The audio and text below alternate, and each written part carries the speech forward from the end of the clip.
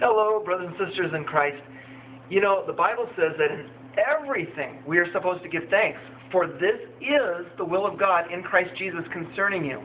So if you ever wonder, what am I supposed to do for God? Well, that is like one of the number one things that any of us could ever do for God, is just offer up thanksgiving to Him. Now, you know, I give Thanksgiving messages every year, except, of course, this year. I've got Aaron doing the message at church this year. That's a great thing. But you know, when I do the message, I think about giving thanks. And then for weeks after that, I'm like all on this, like, oh yeah, Thanksgiving, I'm going to give thanks to the Lord.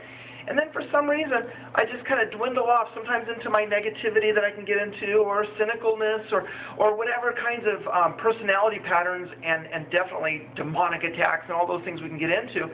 But hey, you know what? God wants us to really be thankful. Thank you, Lord, when things are just kind of miserable, because you're still working in my life and you haven't given up on me.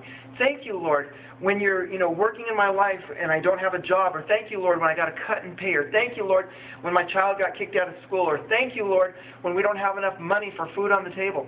What?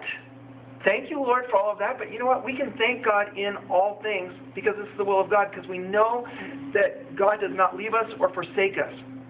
We know that the Lord has not given up on us. So we've got to keep our eyes fixed on Him and just be thankful for all things, knowing that He's working them all together for our good, because He loves us. He's on our side. He's for you, and He's not against you. So hang in there, my dear brothers and sisters, and happy Thanksgiving.